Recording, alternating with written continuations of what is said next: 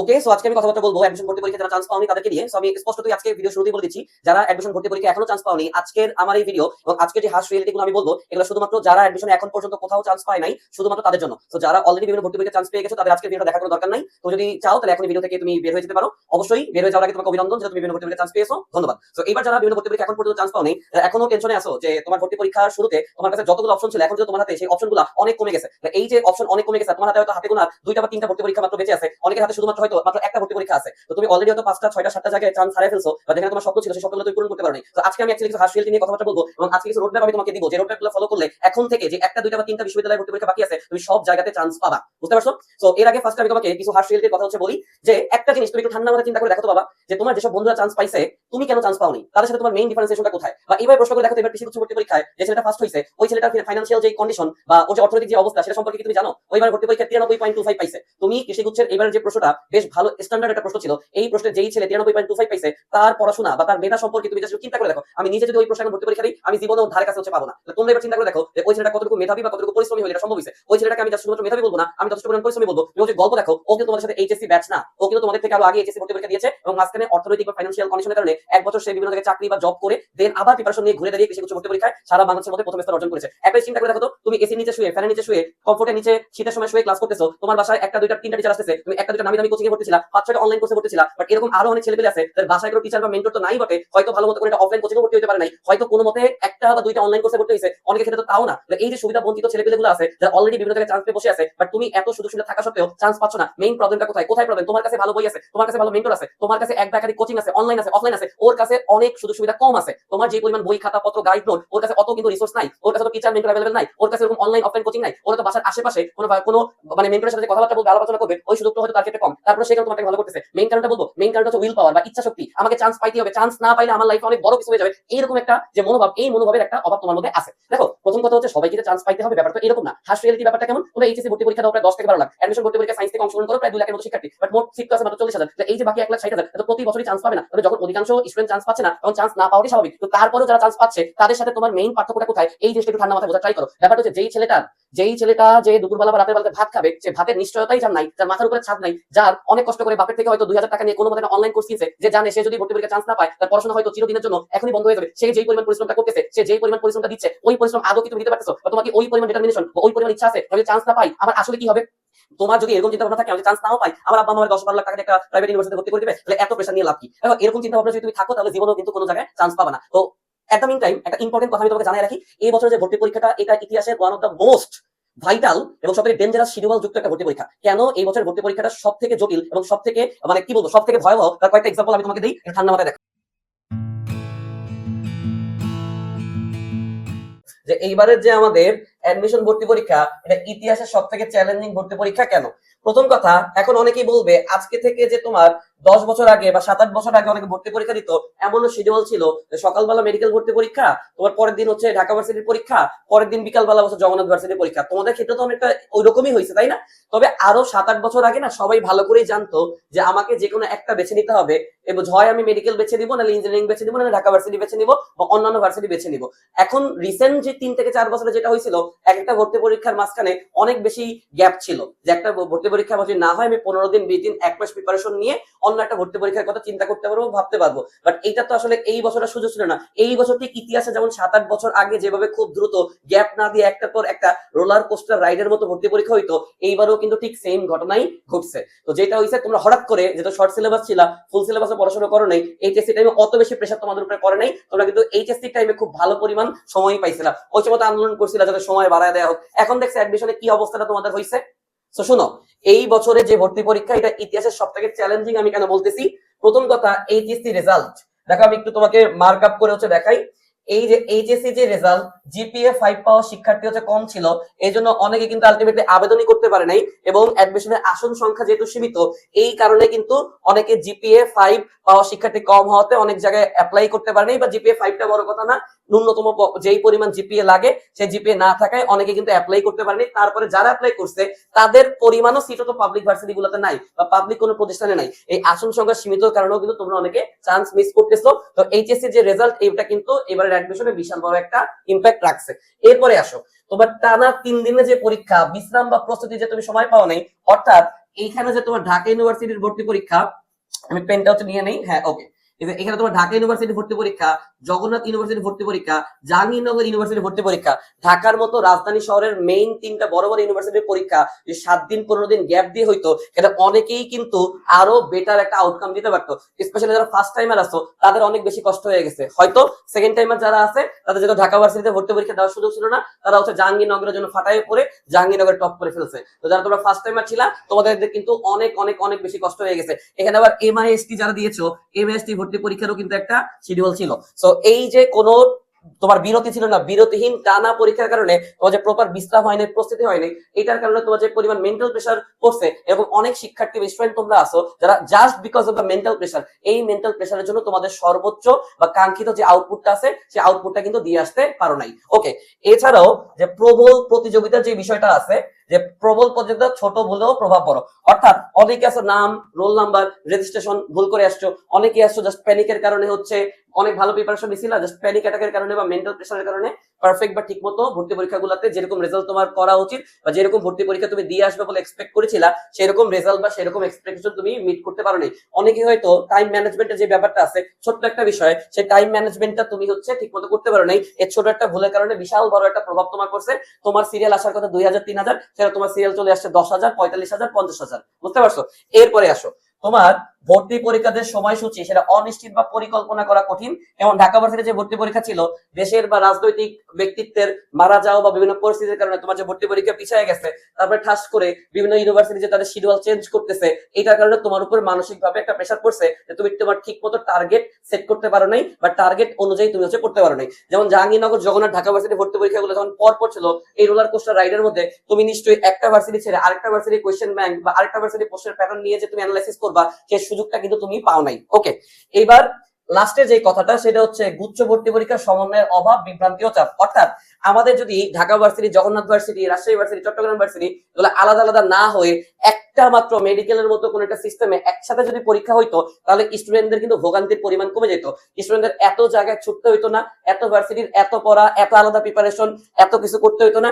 একটা ভার্সিটি ভর্তি পরীক্ষা দিয়ে তার যে সবগুলো ভার্সিটিতে হওয়ার, যেমন মেডিকেল ভর্তি পরীক্ষা তুমি চিন্তা করো, তুমি একটা মাত্র প্রিপারেশন নিয়ে ঢাকা মেডিকেলও চান্স পেতে পারো, জগন্নাথ তোমার সলিমুল্লাহ মেডিকেলও চান্স পেতে পারো, চট্টগ্রাম মেডিকেলও চান্স পেতে পারো, রাজশাহী মেডিকেলও চান্স পেতে পারো, বরিশাল শেরেবাংলা ফজলুল হক মেডিকেল কলেজেও কিন্তু তুমি চান্স পাইতে পারো। তো এরকম কোন একটা যদি সমন্বয় থাকতো আমাদের গুচ্ছ ভর্তি পরীক্ষার মতো, যে এখন বলতে পারো ভাই গুচ্ছ ভর্তি পরীক্ষা তো আছে আছে ঠিক আছে, বাট আমাদের যে গুচ্ছ ভর্তি পরীক্ষায় বর্তমানে 18 বা 19টা ভার্সিটি আছে, স্টিল যেগুলো নাই, বাকি যে 5 থেকে 6টা ভার্সিটি নাই, এরাও যদি একসাথে চলে আসতো, ঢাকা ভার্সিটি বলো, জাহাঙ্গীরনগর বলো, জগন্নাথ বলো, কুমিল্লা ভার্সিটি বলো, হাজী দানেশ বিজ্ঞান ও প্রযুক্তি বিশ্ববিদ্যালয় বলো, সাস্ট বলো, সবাই যদি একটা জায়গায় একসাথে চলে আসতো, তোমাদের ভোগান্তি কি পরিমাণে কমতো তোমরা একটু চিন্তা করে দেখো। তোমাদের জীবনটা কত বেশি ইজি হইতো। অ্যাকচুয়ালি তোমাদের জন্য এইচএসসি 25 ব্যাচের জন্য আমার নিজেরও খারাপ লাগতেছে যে অ্যাডমিশন টাইমে কি পরিমাণ প্যারাটা তোমরা খাইলা, না আমার নিজের রিয়েলি খারাপ লাগতেছে। হ্যাঁ, তোমরা এইচএসসি সময় 2-1 মাস সময় একটু বেশি পাইছিলা, তো এইটার জন্য তোমাদের উপর দিয়ে এরকম একটা রোলার কোস্টার তারা চালাবে, তারা আর 10-15টা দিন যদি ওয়েট করতো বা তোমার রোজার পরে বা রোজার মধ্যেও কম বেশি দু একটা পরীক্ষা নিত, কি এমন হইতো তুমি পড়ার তো সুযোগ পাইতা। রোজা তো কি হয়েছে, তুমি পড়ার তো একটু সুযোগ পাইতা, রোজার মধ্যে একটা বা দুইটা ভর্তি পরীক্ষা তো রাখা যাইতো না? গুচ্ছটা যেমন নির্বাচনের পরে, রোজার পরে বা ঈদের পরে হইতেছে, তো ওইটার আশেপাশে দিয়ে একটা বা দুইটা ভর্তি পরীক্ষা দিত। এরকম একটা রোলার কোস্টার রাইড দিয়ে কেন তোমাদের এমন প্রেসার প্যারা দিল, আই হ্যাভ নো আইডিয়া। এইবার আসো, এই যে এইবারের অ্যাডমিশন ইতিহাসের সব থেকে চ্যালেঞ্জিং কেন, এই বিষয়টার পরে তুমি এখন কি রোড ম্যাপ ফলো করলে আলটিমেটলি নেক্সট যতগুলো ভর্তি পরীক্ষা তোমার আছে, রাজশাহী ইউনিভার্সিটি ভর্তি পরীক্ষা বলো, কুমিল্লা বিশ্ববিদ্যালয় ভর্তি পরীক্ষা বলো, হাজী দানেশ বিজ্ঞান ও প্রযুক্তি বিশ্ববিদ্যালয় অর্থাৎ হাবিব রবি ভর্তি পরীক্ষা বলো, রাজশাহী ইউনিভার্সিটি ভর্তি পরীক্ষা বলো, গুচ্ছ ভর্তি পরীক্ষা বলো, আলটিমেটলি তুমি চান্স পাবা। এটা সম্পর্কে আসো আমরা একটু কথাবার্তা বলি। ওকে, ঠিক আছে। এইবার আমাদের টপিকটা হচ্ছে তুমি আলটিমেটলি কামব্যাকের জন্য হচ্ছে কি করবা। ওকে, প্রথম কথা, কামব্যাকের জন্য তোমাকে যেটা করতে হবে সেইটা হচ্ছে তোমার যে মানসিক প্রস্তুতি সেইটাকে কমাইতে হবে, তোমাকে ফোকাস একটা মাইন্ডসেটে থাকতে হবে এবং তোমার মাইন্ডসেটটাকে পজিটিভে আনতে হবে। এখন বলতে ভাই পজিটিভ মাইন্ডসেটটা আসলে আমি কেমনে আনবো, আমার হাতে থেকে তো মেডিকেল চলে গেছে, আমার হাতে থেকে তো ঢাকা ভার্সিটি চলে গেছে, আমার তো জগন্নাথ শেষ, আমার তো জাহাঙ্গীরনগর শেষ, আমার তো রাজশাহী ভার্সিটিও শেষ, আমার কৃষি গুচ্ছ শেষ। দেখো বাবা, একটা আশার সংবাদ তোমাকে বলি, এই কথাটা সত্য যে মোস্ট অফ দা বিশ্ববিদ্যালয়ের ভর্তি পরীক্ষা হয়ে গেছে, 80% বিশ্ববিদ্যালয়ের ভর্তি পরীক্ষা নেওয়া শেষ, তোমার কাছে হয়তো 10% বা 20% সুযোগ আছে। বাট তুমি চিন্তাটা কয়টা ভার্সিটির ভর্তি পরীক্ষা হয়েছে এটা দিয়ে চিন্তা না করে তুমি একটু সিট দিয়ে চিন্তা করো। তুমি কি জানো গুচ্ছ বিশ্ববিদ্যালয়ের ভর্তি পরীক্ষায় একসাথে সায়েন্স থেকে 12,000 সিট আছে, তুমি Dhaka varsity, Khulna varsity, Jagannath varsity, Jahangirnagar varsity, Comilla varsity, Haji Danesh সব কিছু যোগও করো, তাহলে তো তার সমান সিট কিন্তু হইতেছে না। অর্থাৎ তোমার গুচ্ছ ভর্তি পরীক্ষা বা আলটিমেট ভর্তি পরীক্ষা যেটা আসতেছে, সেইটাতে তোমার চান্স পাওয়ার যেই প্রবাবিলিটি সেটা কিন্তু অনেক অনেক অনেক বেশি হাই। অর্থাৎ যতগুলা ভর্তি পরীক্ষা অলরেডি হয়ে গেছে সেগুলোকে মোট করলে বা সাম করলেও কিন্তু গুচ্ছ ভর্তি পরীক্ষার সমান সিট কিন্তু হইতেছে না। তার মানে তোমার কাছে এখনো মোর দেন 50% চান্স আছে যে এখনো তুমি পাবলিকিয়ান হইতে পারবা, তুমি এখনো পাবলিক ভার্সিটিতে পড়ে তুমি আলটিমেট একটা কামব্যাক দিতে পারবা। ওকে, সো আমাদের দ্বিতীয় যে পয়েন্ট আছে সেটা হচ্ছে তোমাকে এখন থেকে স্মার্ট টার্গেটিং করতে হবে।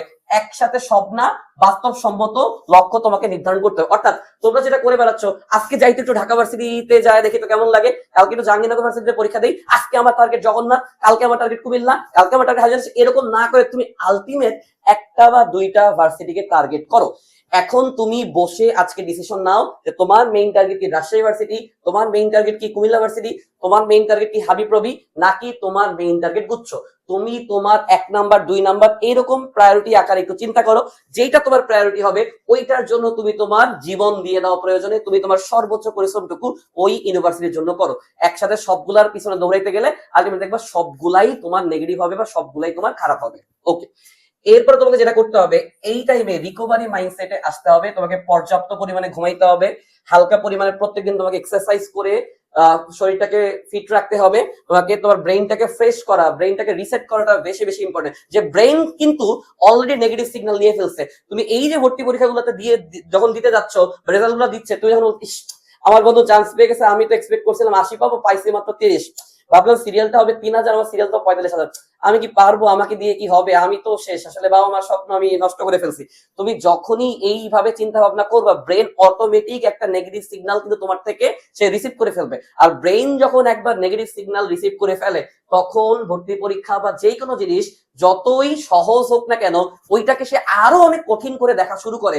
ব্রেন কি করবে জানো, ব্রেন তোমাকে এমন ভাবে স্যাচুরেটেড করবে, অন্যান্য ভর্তি পরীক্ষার প্রশ্ন সোজা হইলেও তুমি ভাববা আরে আমার তো মনে হয় হবে না। তো এই জন্য ব্রেনটাকে একটা পজিটিভ এনার্জি দাও যে কি হয়েছে, আমার 8টা 9টা ভার্সিটি ভর্তি পরীক্ষা শেষ হয়েছে, আবার এখনো তো 3-4টা ভর্তি পরীক্ষা বাকি আছে। ওই 3 থেকে 4টা ভার্সিটি ভর্তি পরীক্ষায় টোটাল যে সিট আছে, এই সিটটা তো আসলে আমার যতগুলো ভার্সিটি ভর্তি পরীক্ষা চলে গেছে সেগুলোর মোট সিটের যোগফলের থেকে তো বেশি। এইভাবে পজিটিভ একটা সিগন্যাল দাও যে you have more than 50% chance to become a publician. এরপরে তোমাকে যেটা করতে হবে, হাই ইয়েল্ড প্রস্তুতি নিতে হবে। তোমাকে হচ্ছে PYQ মেথড অনুসরণ করতে হবে। ওকে, মডেল টেস্ট দিতে হবে, গুরুত্বপূর্ণ টপিক সিলেকশন করে তোমাকে পড়তে হবে। একটা জিনিস আমি তোমাকে বলি, প্রতিটা ভার্সিটির না একটা ইউনিক টপিক থাকে বা ইউনিক কিছু কোয়েশ্চেনের প্যাটার্ন থাকে। যেমন ঢাকা ভার্সিটি ভর্তি পরীক্ষার কথা যদি আমি বলি, তুমি দেখবা ঢাকা ভার্সিটিতে প্রতি বছর বিপদ বিস্তৃতি থেকে এক্স বর্জিত পদ রিলেটেড একটা প্রশ্ন থাকে। তুমি প্রতি বছর দেখবা ঢাকা ভার্সিটিতে all the time domain range বা ফাংশনের এই ডোমেন রেঞ্জ টপিকটা থেকে একটা প্রশ্ন থাকে।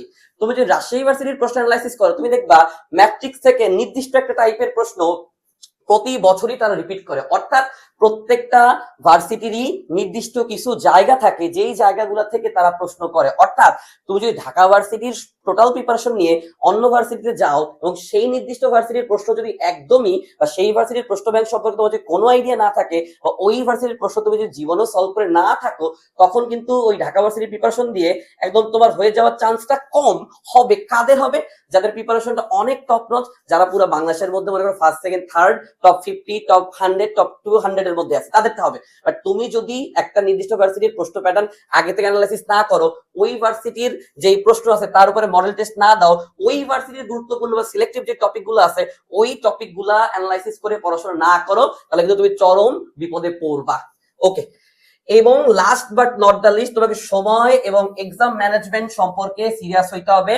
তোমার একটা প্রপার দৈনিক বা ডেইলি রুটিন এখন থেকে বানাইতে হবে। প্রপারলি তোমাকে প্র্যাকটিস করতে হবে। প্রপারলি প্রত্যেকটা ভর্তি পরীক্ষার আগে তোমাকে রিভিশন নিশ্চিত করতে হবে। সে এট দ্য মোমেন্ট তোমার টার্গেট হচ্ছে রাজশাহী ভার্সিটি, বা let's say at the moment তোমার মেইন টার্গেট হচ্ছে কুমিল্লা ভার্সিটি। তোমার এখন কাজ হবে কুমিল্লা ভার্সিটি বা রাজশাহী ভার্সিটি যেটাই তোমার টার্গেট, সেই ভার্সিটির ডেডিকেটেড একটা বই হচ্ছে কেনা। কোনো কোর্স কেনার দরকার নেই। এখন আমি দেখতেছি বিভিন্ন প্রতিষ্ঠান, আমি কি বলবো, এদের 200 টাকা 100 টাকা 300 টাকাতে কোর্স বিক্রি করতেছে ভর্তি পরীক্ষার আগের দিন। কালকে আমার ক নামক বিশ্ববিদ্যালয়ে ভর্তি পরীক্ষা, আমি আগের দিন 300 টাকার কোর্স কিনে করবোটা কি? আমারে তারা যদি 2টা বা 3টা ক্লাসের মধ্যে সব পড়া গুছাইয়া দেয়, আমি আগের দিন ওই ক্লাস করে কি করব? যদি আমার আগের থেকে পড়া গুছানো না থাকে, সেলফ স্টাডি ঠিক না থাকে, কোনো লাভ নাই। এই জন্য এখন এসব কোর্সের পেছনে দৌড়ানো বাদ দাও, এক্সাক্ট প্রপার রিভিশন মেনটেন করো, নিজেদের সেলফ স্টাডি আছে এবং তুমি যে ইউনিভার্সিটি তোমার টার্গেট, ওইটার কোশ্চেন অ্যানালাইসিস করে পড়ার যে ব্যাপারটা আছে, এটা তুমি ঠিক মতো কাজে লাগায়ে ঠিক মতো তুমি এটা হচ্ছে প্র্যাকটিস করো। এবং সময় এবং এক্সাম ম্যানেজমেন্টের যে ব্যাপারটা, সেটা হচ্ছে অনেকেই আমি দেখতেছি just because of time management করতে পারতেছে না, তোমার কোন সাবজেক্টের জন্য কত সময় নিয়ে দাগানো উচিত এইটা করতে পারতেছে না। এই জন্য মোস্ট অফ দি স্টুডেন্ট 100টা প্রশ্ন করতেই পারে না। 80টা প্রশ্ন যদি ভর্তি পরীক্ষা থাকে, 80টা প্রশ্ন করতেই পারে না, 100% প্রশ্ন সে পড়ার টাইমই পাচ্ছে না, কারণ কি সে নির্দিষ্ট 2 3 4 5টা এমসিকিউতে এমন পরিমাণ সময় বেশি দিয়ে ফেলতেছে, এমন পরিমাণ সময় সে নষ্ট করে ফেলতেছে যে ওইটা সে কোনোভাবেই রিকভার করতে পারতেছে না। আর আরেকটা কথা আমি বলে দেই, যে যেই ভার্সিটিতে তুমি চান্স পাইতে চাও না কেন, ওই ভার্সিটির বিগত বছরের প্রশ্ন সলভ করা গুরুত্বপূর্ণ কেন?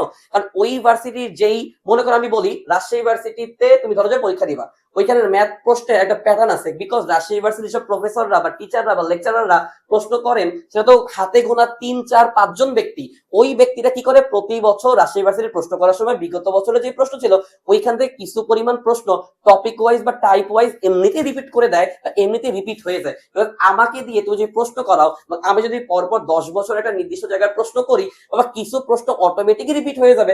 আমি তো মানুষ, আমার নিজের তো পছন্দের কিছু জায়গা বা পছন্দের কিছু প্রশ্ন বা পছন্দের কিছু প্রশ্ন প্যাটার্ন আছে, তাই না? এই কারণে বিগত বছরে যে প্রশ্ন আছে এইটা সলভিং এর দিকে সব থেকে বেশি গুরুত্ব দাও। নিজে ডেডিকেটেডলি ওই নির্দিষ্ট ভার্সিটির কিছু মডেল টেস্ট বাসায় বসে সেলফ স্টাডির মাধ্যমে দাও, ওই ভার্সিটির নির্দিষ্ট ডেডিকেটেড বই তুমি পড়ো, টাইম ম্যানেজমেন্টটা হচ্ছে ঠিক করার ট্রাই করো, সৃষ্টিকর্তার নিকট হচ্ছে তুমি প্রার্থনা করো। আমার বিশ্বাস তুমি এই রোড ম্যাপটা যদি ফলো করো, অবশ্যই পাবলিক ভার্সিটিতে বা তোমার নির্দিষ্ট কাঙ্ক্ষিত যে ড্রিম বা স্বপ্ন তুমি খুব ইজিলি পূরণ করতে পারবা। তো সবাইকে ধন্যবাদ। This is infinity.